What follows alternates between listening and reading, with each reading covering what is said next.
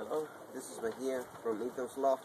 We want to touch on a little subject here. I'm not saying I'm right.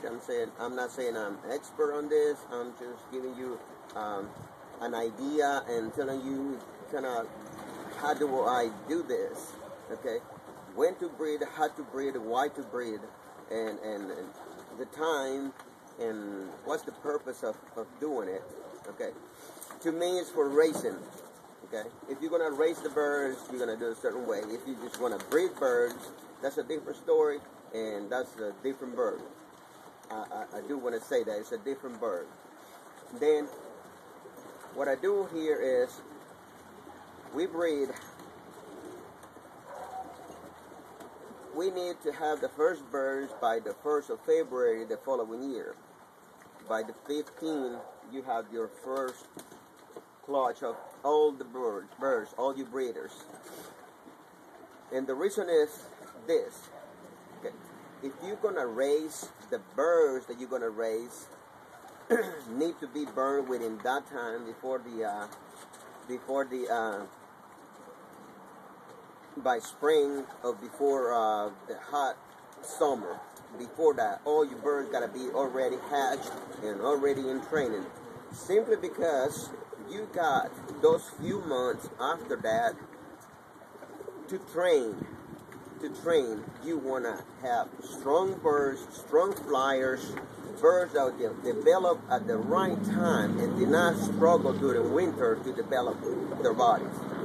So that's why you breed during that time. The baby's going to be here in spring. They're going to be healthy birds, and that's a very good timing if you can manage to do that. That way you are ready with young birds for the young bird raised in fall. Okay. Because if you don't do it that way, you're gonna have birds late in the year that they are not gonna be ready to go racing at the end of the year in the fall. So that means that you're gonna have to wait on those birds to develop completely to go race on the all bird race the following year.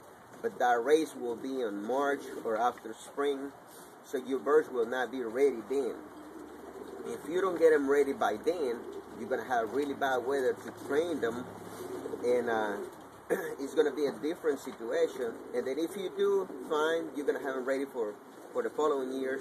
If not, you're missing the whole year because those birds are not going to be able to raise on a young bird the following year. So you had to miss one whole year and raise them on the following spring of the other year. So I don't know if I'm explaining myself here, but what I'm saying is I start pairing up December the 15th or a week before that, so that way I have my first bird on January the 1st, so they can have enough time to develop and train for the following race. Okay, that's how we do it. And then those birds were already training during this whole summer, the hot months. They already been training, and they're gonna go to the first race on the fall.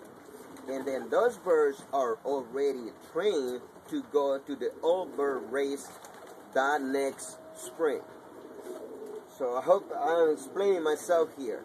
Because if you got young birds at the end of the year, your bands say the date of that year. So if it hatches in December, you cannot use that bird for spring race. And plus, he's going to be too young to race in the spring. He's still not got to go to training. If you got good times, good weather to train him, that's a different story, but still, very young. From December to March, very young. It's probably not completely developed, not adult size yet, and it needs more care. So that means that bird, to me, if a bird is born in December, I have no use for that bird. I will keep that bird. I'm not sure how he develops, so I want to make sure. Mainly, I don't breed that way. So mainly, I'm gonna have my birds in January, February, March. 3 times if I have to, but if not, I'm just going to breed them twice. And then we go from there. So have them ready for the next race. I hope that helps.